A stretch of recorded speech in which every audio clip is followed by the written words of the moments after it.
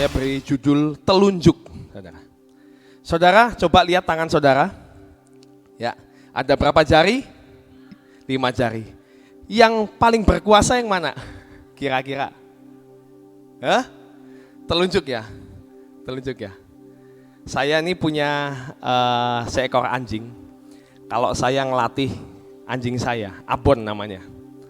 Saya pasti gini, Abon, sit. Itu heran loh saudara, anjing bisa duduk dengan satu telunjuk ini. Saya nggak pernah memanggil anjing saya, Abon, sit, pakai jempol. Walaupun jempol ini yang paling gede kan, nggak pernah saya mau, Abon, sit, nggak ada saudara. Apalagi pakai kelingking, nggak ada. Benar saudara? Dan heran saya, telunjuk ini seringkali ya, saya kalau ngomong, Abon, sini. Dia jalan saudara ke sini, sit. Ini seperti apa ya, kayak bisa menghipnotis orang saudara. Benar nggak? Kita juga kan, kalau dipanggil sama orang, kamu, sini. Datang lah. Datang ya, padahal cuma jari aja yang menggerakkan gini, datang saudara.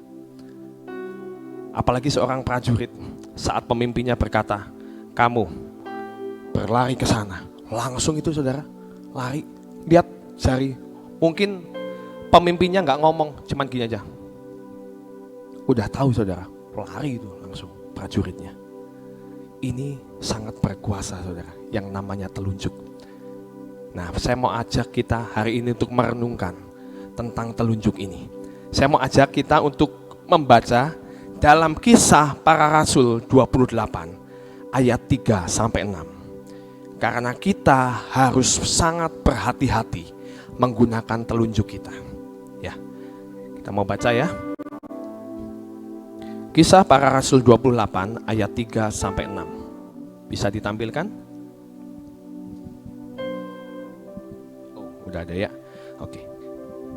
Ketika Paulus memungut seberkas ranting-ranting dan meletakkannya di atas api, keluarlah seekor ular beludak karena panasnya api itu, lalu menggigit tangannya. Ketika orang-orang itu melihat ular itu terpaut pada tangan Paulus, mereka berkata seorang kepada yang lain, orang ini sudah pasti seorang pembunuh, sebab meskipun ia telah luput dari laut, ia tidak dibiarkan hidup oleh Dewi Keadilan. Tetapi Paulus mengibaskan ular itu ke dalam api, dan ia sama sekali tidak menderita sesuatu. Namun mereka menyangka bahwa ia akan bengkak atau akan mati rebah seketika itu juga. Tetapi sesudah lama menanti-nanti, mereka melihat bahwa tidak ada apa-apa yang terjadi padanya. Maka sebaliknya mereka berpendapat bahwa ia seorang dewa. Saudara, kejadian ini terjadi saat Paulus bersama para tahanan. Waktu itu kapal mereka barusan kena badai saudara, dan kandas di suatu pulau. Mereka sudah mengucap syukur, aduh untung kita gak mati di pulau. Ternyata malam itu saat penduduk sekitar membuat api unggun dan Paulus lagi mengambil akan ranting-ranting itu, tiba-tiba ada ular yang keluar dan menggigit tangan Paulus. Dan saat itu apa reaksi orang-orang yang melihat? Mereka ngomong apa? Wah, orang ini pasti seorang pembunuh. Karena dia gak mati di laut, digigit ular di sini. Sial banget nih orang ini. Mereka menanti-nantikan, nunggu. Coba kita lihat. Waktu itu Paulus gak menghiraukan itu, dia mengebaskan di api unggun, dan orang-orang yang ada di sekitarnya menanti. Coba kita lihat, bentar lagi mati nih, bentar lagi mati nih orang ini nih. Ternyata setelah ditunggu sekian lama, Paulus nggak apa-apa tuh, sehat-sehat aja. Ya, nah saudara, seringkali kita ini, tangan dan telunjuk kita ini, seringkali mengintimidasi atau menghakimi seseorang. Gampang banget kita ngomong kalau ada orang yang sudah pelayanan, orang yang sudah hidupnya istilahnya di gereja, melayani Tuhan dan lain sebagainya. Tiba-tiba dia mengalami sebuah kejatuhan. Kita ini seringkali sering gak sadar kita ini seperti para tahanan tadi itu, teman-temannya Paulus, para tahanan itu. Langsung ngomong, tuh kan, hidupnya gak benar sih, gak diberkati. Tuh kan, hidupnya gak benar sih, makanya kamu sakit. Tuh kan, hidupnya gak benar sih, makanya keluarganya berantakan. Nah saudara, mari hari-hari ini saya ingatkan, hati-hati menggunakan telunjuk kita. Karena telunjuk manusia ini hanya bisanya apa? Menghakimi, menjatuhkan, dan gak bawa apa-apa kok. Kamu gak nolong dengan petunjuk kamu. Lebih baik kalau orang yang lagi kesusahan ditolong, jangan ditunjuk saudara. Orang yang sudah susah itu perlunya itu berita yang menguatkan. Bukan udah salah, udah susah, malah ditunjuk-tunjuk. Tuh kan, kamu sih. Mari belajar melihat jari yang lain yang menunjuk.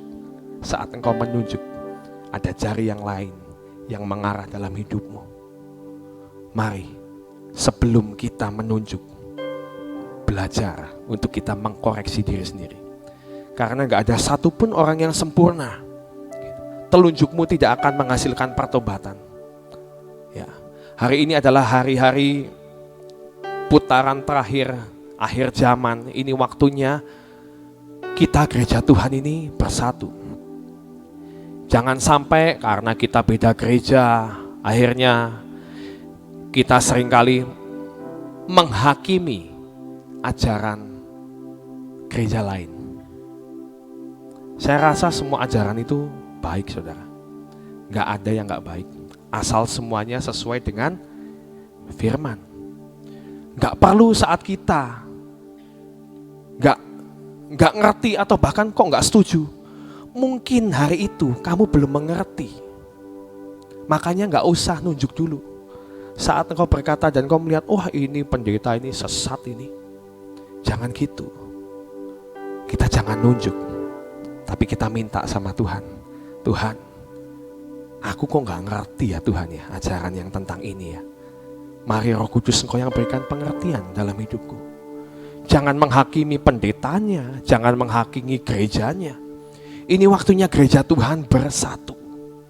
Jangan saling nuding. Gak ada habisnya saudara. Saat engkau dituding, nanti saat engkau menuding, nanti engkau akan dituding. Karena ada firman Tuhan dalam Matius 7, ayat 1-2 berkata seperti ini. Jangan kamu menghakimi, supaya kamu tidak dihakimi. Karena dengan penghakiman yang kamu pakai untuk menghakimi, kamu akan dihakimi. Kamu akan dihakimi dan ukuran yang kamu pakai untuk mengukur akan diukurkan kepadamu. Makanya hati-hati saudara. Jangan hari-hari ini kita sering menunjuk. Itu akan membuat perpecahan dalam hidup kita.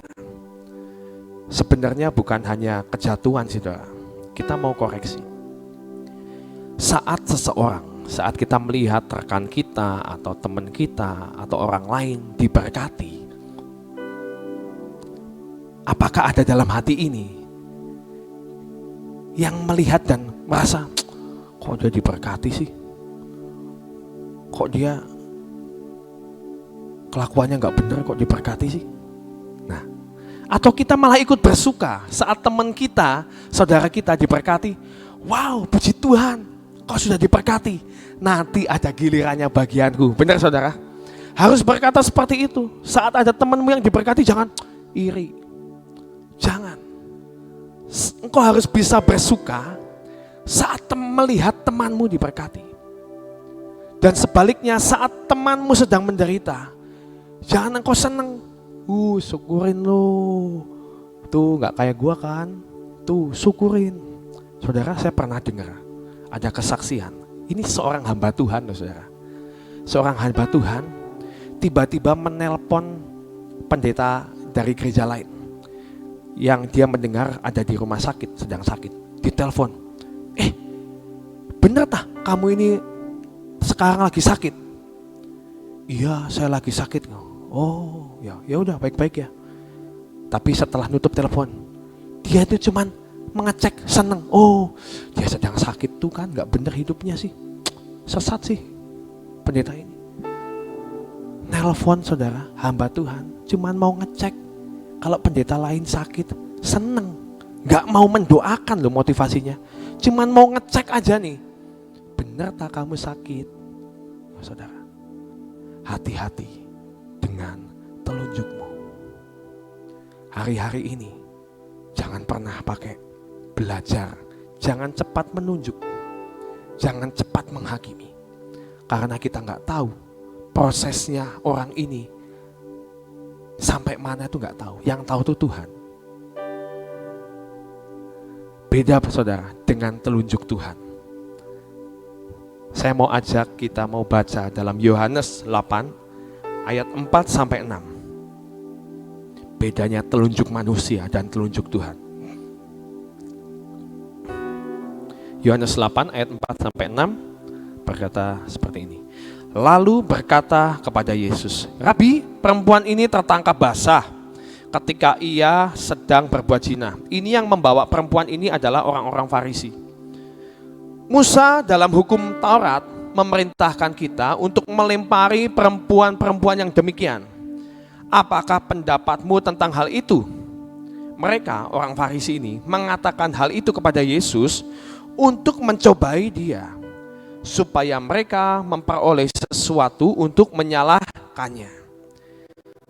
Lihat apa yang dilakukan Tuhan Yesus, tetapi Yesus membungkuk, lalu menulis dengan jarinya di tanah. Nah, saudara, kalau kita baca kelanjutannya, akhirnya saat Yesus menulis di tanah, orang-orang Farisi ini gak jadi untuk melempari akan wanita yang berbuat zina ini.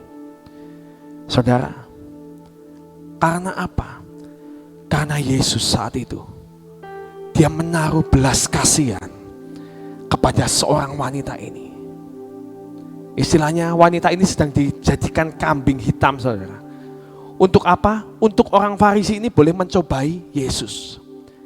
Tapi lihat apa yang dilakukan Yesus. Dia adalah Tuhan yang sanggup mengampuni. Dia Tuhan juga yang sanggup untuk menghakimi, saudara. Tapi saat itu yang dilakukan bukan seperti itu. Dia cuma nulis di tanah. Dia gak ngomong ke orang Farisi, kamu tuh jangan seperti itu. Kamu kan sama aja, kamu juga berbuat zina. Kamu kan sama aja, kamu juga melakukan hal yang jahat. Enggak, saudara. Yesus tidak melakukan seperti itu. Yang dia lakukan, dia membungkukkan diri. Dia nulis di tanah. Dan dikatakan, yang ditulis di tanah itu adalah perbuatan-perbuatan dosa yang dilakukan oleh orang-orang Farisi tadi. Ditulis nih siapa namanya, kamu pernah melakukan apa. Tanpa mempermalukan orang itu. Tanpa menghakimi orang-orang Farisi tadi. Dia cuma nulis dosanya. Ingat ya, saat kamu menunjuk, ada jari yang lain yang mengarah ke hidup. Dia tulis dosa itu, dosa orang-orang itu. Dan saat orang Farisi melihat dosanya ditulis dengan telunjuk Tuhan, yang ada apa? Mereka malu, bertobat, tidak mau menghakimi orang lain, dan mereka semuanya bubar. Dan bahkan setelah tidak ada orang lain, cuman Yesus dan wanita ini, dia juga gak menghakimi itu. Tuhan Yesus gak menghakimi orang ini. Dosamu sudah diampuni. Bedanya telunjuk Tuhan dan telunjuk manusia. Telunjuk manusia hanya punya kekuatan untuk menjatuhkan. Tapi kalau telunjuk Tuhan, dia akan membuat pemulihan dalam hidup setiap kita. Saudara, kalau hari ini engkau mengalami banyak telunjuk-telunjuk yang mengarah ke hidupmu, mari engkau perkatakan, hidupku bukan dari telunjuk manusia. Hidupku bukan dari telunjuk manusia. Kalau engkau sedang mengalami proses, perkatakan, kalau memang Tuhan sedang memproses aku dalam kehidupan ini, percayalah, Dia Tuhan Immanuel. Dia Tuhan yang tidak pernah meninggalkan engkau sedetik pun. percayalah, lihat telunjuk Tuhan. Kemanapun Tuhan mengarahkan untuk engkau berjalan, dan kemanapun Tuhan mengarahkan engkau melangkah, mari jalani bersama Tuhan. Karena itu adalah jalan pemulihan. Itu adalah jalan yang akan membawa engkau terus naik, terus naik, terus naik. Mari hari-hari ini bukan waktunya kita saling menunjuk. Tapi ini waktunya kita mau bersepakat dengan rekan kita, dengan gereja Tuhan. Terlebih lagi dengan Tuhan. Karena waktunya sudah singkat. Ladang sudah menguning. Siap untuk dituai. Mari bangkit gereja Tuhan. Pekerja-pekerja di akhir zaman, dimanapun engkau berada saat ini. Mari bersehati mewarnai dunia seperti firman yang sudah diberitakan oleh Ibu Nani minggu lalu. Kita harus menjadi garam. Kita harus mewarnai dunia ini. Amin. Hati-hati untuk mempergunakan tangan. Satu hal yang kita tahu, tadi dari versi orang yang menunjuk, tapi saya akan tambahkan dengan versi apa yang dilakukan oleh Paulus saat ditunjuk seperti itu, saat dituduh seperti itu. Paulus hanya merasakan kebenaran itulah yang membuktikan. Ya, jadi kita kalau ditunjuk, kita dilakukan apapun, belajar, ya, diam. Di situ Paulus tidak mengatakan membela diri, ya. Tapi apa yang dilakukan oleh Paulus? Diam. Diambil itu ular, dikibaskan, dimasukin ke tempat api unggun. Mereka semua lihat apa akan terjadi. Kebenaran akan membuktikan. Saudara belajar dalam dituduh tidak usah bales, ya. Tidak usah membela diri. Percaya kebenaran itulah yang akan membuat dan membela saudara. Siapa kebenaran itu? Yesus Kristus Tuhan. Amin. Firman kebenaran itulah yang akan membenarkan saudara, yang akan membela saudara dalam keadaan apapun juga. Percaya kalau kita hidup benar, ya, orang menunjuk apapun, kebenaran itu akan membuktikan. Amin. Yuk kita berdoa. Bapak, buat kami terus mewarnai di mana Engkau tempatkan kami Tuhan. Baik di dalam lingkungan pekerjaan, dalam lingkungan gereja kami, di dalam lingkungan pergaulan kami, dalam lingkungan bisnis kami. Buat kami Tuhan menyatakan bahwa kebenaran itulah yang memerdekakan kami.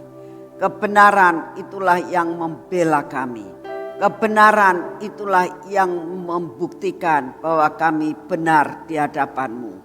Terima kasih Bapak buat kami tidak membela karena kami tahu ada seorang yang membela kami, yaitu kebenaran, yaitu Yesus Kristus yang duduk di sebelah kanan Allah Bapa.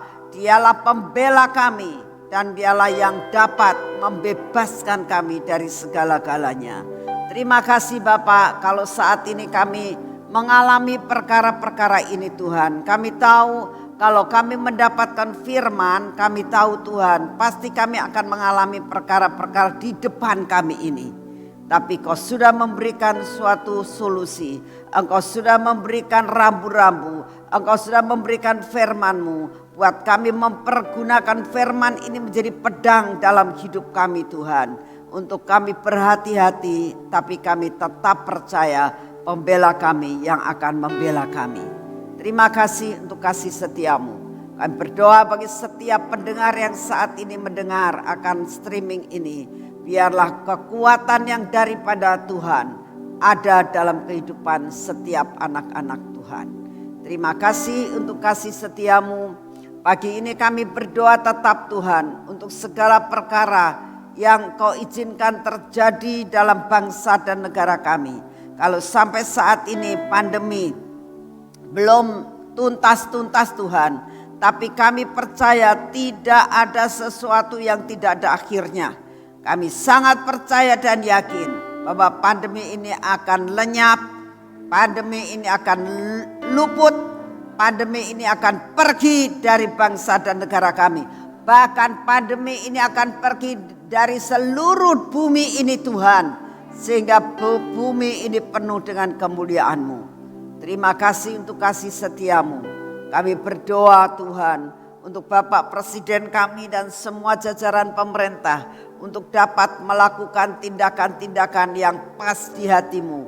Biarlah Kau berikan hikmat kepada Bapak Presiden kami dan semua jajaran pemerintah untuk dapat memimpin bangsa ini masuk dan mengentaskan daripada semua kemelut yang ada.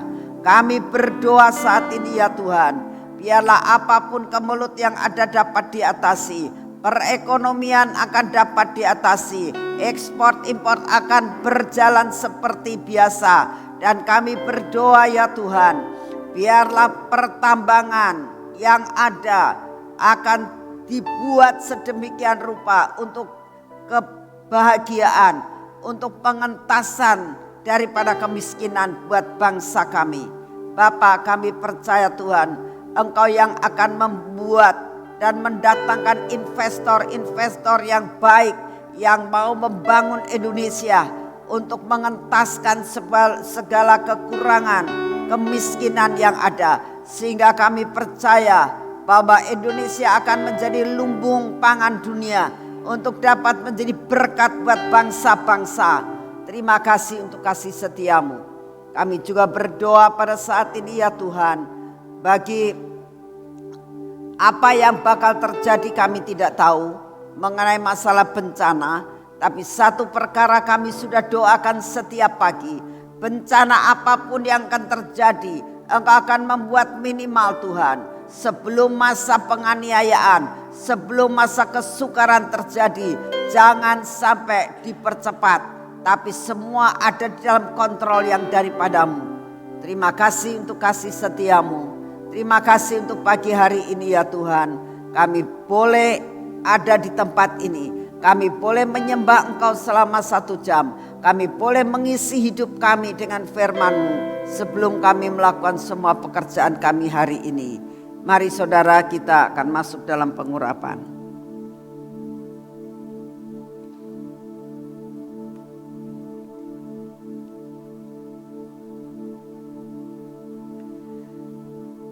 Dalam nama Tuhan Yesus, pengurapan 10 lapis terjadi atas hidup kami dan keluarga kami.